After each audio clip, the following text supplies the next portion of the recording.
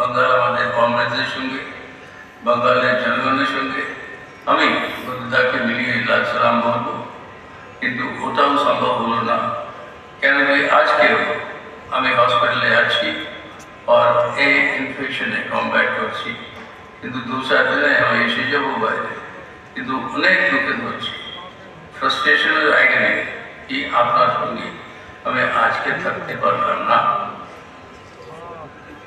बुद्धदा और हमारी संपर्क तकरीबन 50 सालों से है। जब से देश के अंदर छात्र नौजवान आंदोलन को मजबूती के साथ आगे बढ़ाने की जो समय आया था और मौका मिला था 1977 के बाद इमरजेंसी को हराने के बाद, उस समय नया स्थापना हो रही थी हमारे देश के अंदर जनवादी नौजवान सभा की DYFI। उसकी स्थापना के लिए 2 को कन्वीनर बने गए, एक बुद्धदेव भट्टाचार्य जो सेक्रेटरी थे बंगाल के DYFI के और एक EP जयराजन जो सेक्रेटरी थे केरला।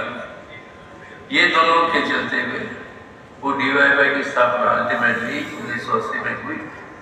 लेकिन उससे पहले उसी 1980 में उन दिनों में दुनिया के अंदर कम्युनिस्ट आंदोलन के अंदर ऐसी दुर्भाग्यपूर्ण परिस्थिति आई कि वहां पर CPIM ना रूस की पार्टी ना चीन की पार्टी सही ढंग से वो पहचान दी थी कि ये क्रांतिकारी पार्टी।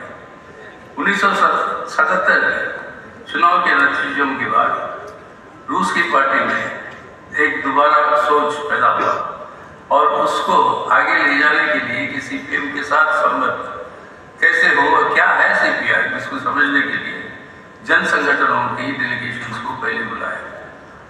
पहले डेलीगेशन जो बुलाए गए उनमें से छात्र नौजवान थे और उस डेलीगेशन में जाहिर है comrade Buddhadeb Bhattacharya, EP Jayarajan, comrade नीलवालदेव भट्टाचार्य जो हमारे SFI के महासचिव थे और मैं खुद, ये 4 मेंबर की डेलीगेशन पार्टी में तय करके भेजा।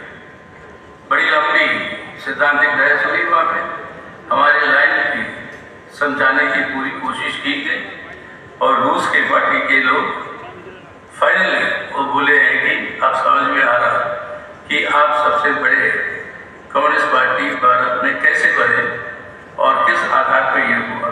तो इस तरीके के सिद्धांतिक सवालों के ऊपर पूरी की पूरी बहस दुनिया के अंदर ही जो चलती रही, उसके अंदर भी कॉमरेड बुद्धदेव की भागीदारी रही।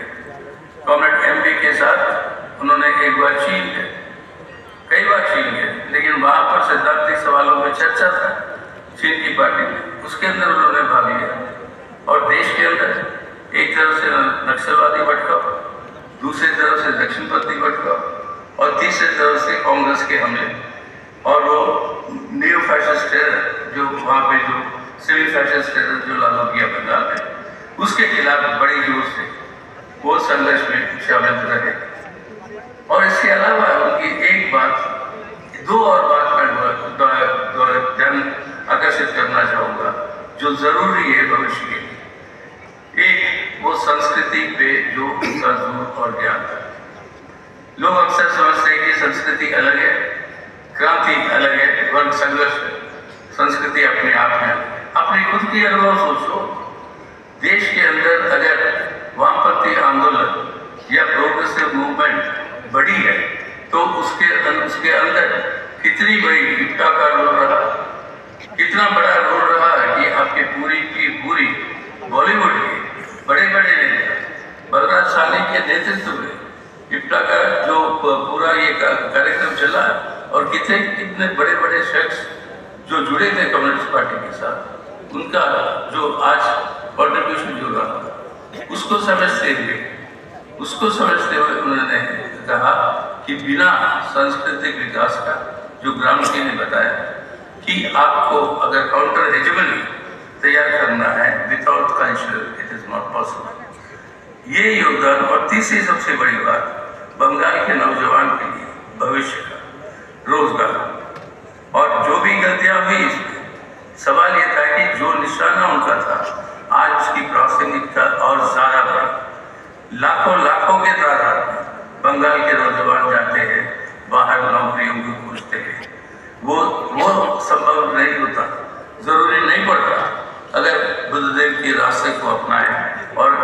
इंडस्ट्रियलाइजेशन हो बंगाल के अंदर। अगर ये होता तो बंगाल का भविष्य भी और आज वर्तमान और उसका भविष्य भी कुछ और होता और बहुत बेहतर होता।